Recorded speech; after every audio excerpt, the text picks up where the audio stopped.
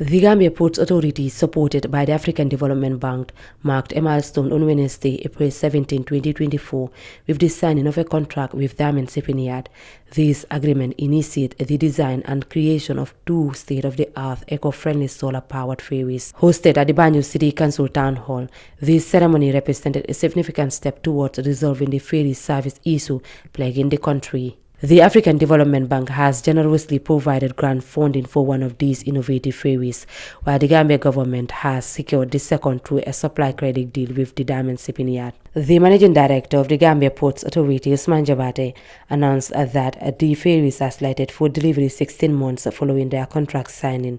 He also mentioned that subsequent to their arrival, the ferries' operations and management will be transitioned to private sector, ensuring efficient service and physical prudence. This ceremony is for the signing of two new ferries.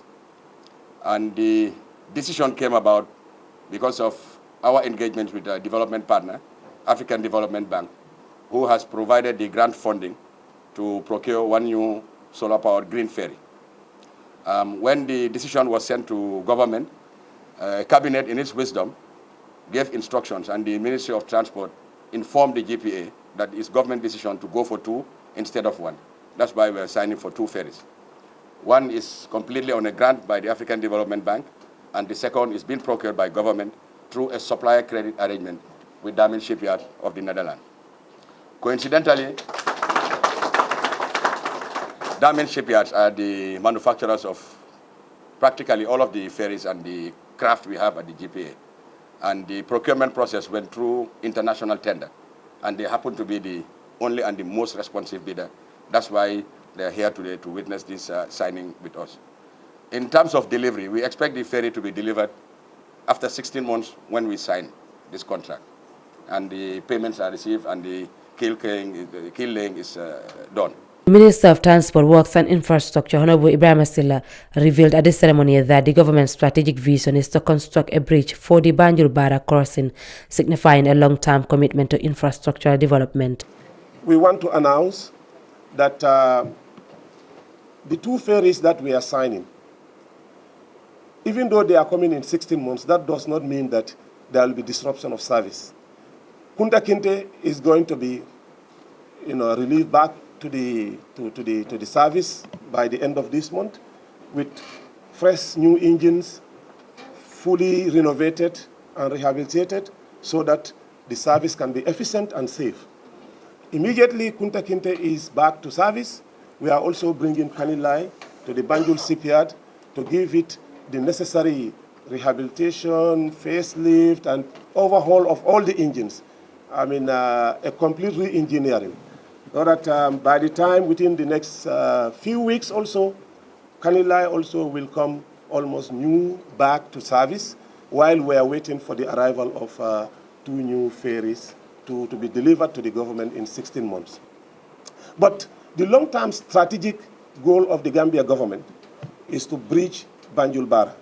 And I am happy to announce that the feasibility studies have started.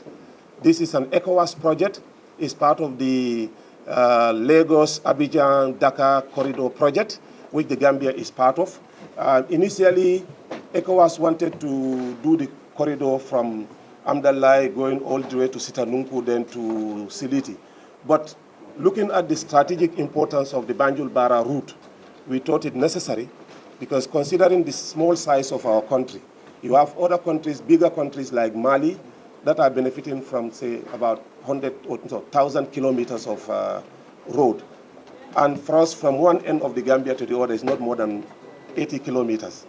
The mayor of Banjul City Council, Rahim Aliglo, lauded the government's proactive approach in addressing the citizens' concern, particularly those commuting between Banjul and Bara.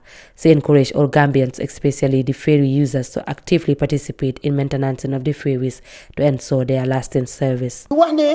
Li nga xamne rek man moy ci suma mbébét moy ne su ferry yi ñëwé Gambian bu nekk ma ngi lay ñaan especially nak yeen ñoomin kay yi nga xamne mënu leena bayyi Banjul yeen lay waxal yeen mi nga xamne mënu leena bayyi Banjul jël leen ko ngeen def ko ownership jël leen ko ngeen mom ko tanka sax dama dé wax ne so déggé ñu ne ferry bi ñun Banjul yeen ci sañ nañu wax ne ñoko mom parce que Banjul foofu la ferry bi di criss cross saa yu nekk waaye ñun nangu nañ koo bokk nag ak ñoominka yi comme que nag seen bosta yéen a ko moom li nga xam ne Gambie yëpp ñoo ko moom ñu bàyyee leen ko yéen parce que xam nañ ne yéen laa sonal jàppaleen ko yéen tamit ak fukki loxo ak juróom-ñaar.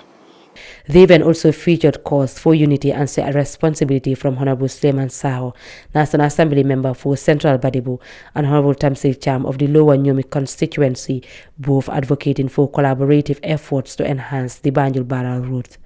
Reporting for Kerfatu, I am Ramatulai Jao.